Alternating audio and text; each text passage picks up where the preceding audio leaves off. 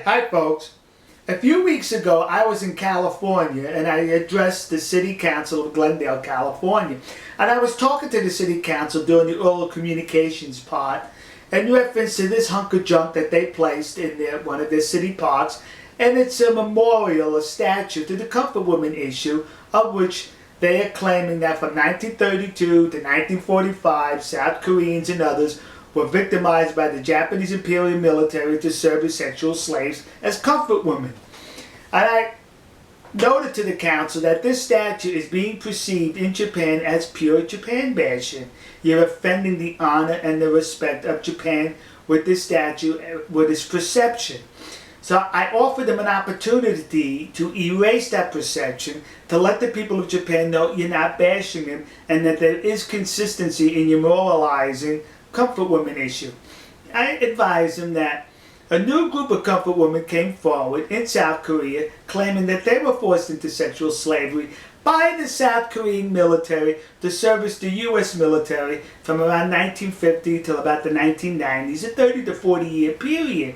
So I didn't say place another statue, update the marble slab next to it to reflect this new group of comfort women.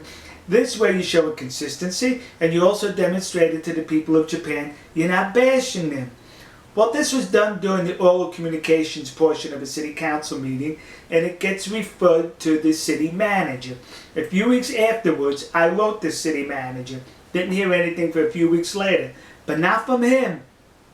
From someone known as the community coordinator at Dan Bell.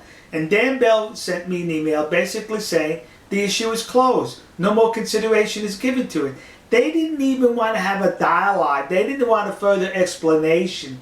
Nothing did they offer in return or to ask. As far as they were concerned, if it's perceived as Japan bashing, okay, no problem. We're not touching the statue.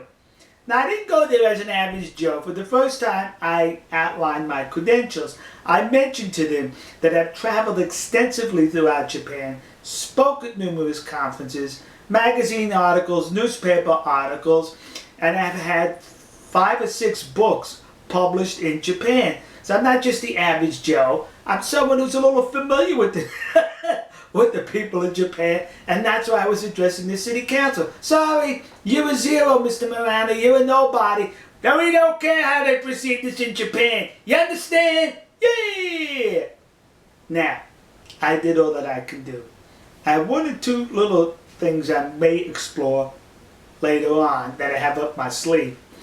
But now it's time for the people in Japan to rise up with the rising sun.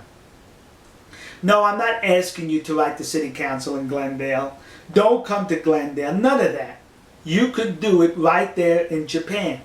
The city of Glendale enjoys a sister city relationship with a city near Osaka. This city. See?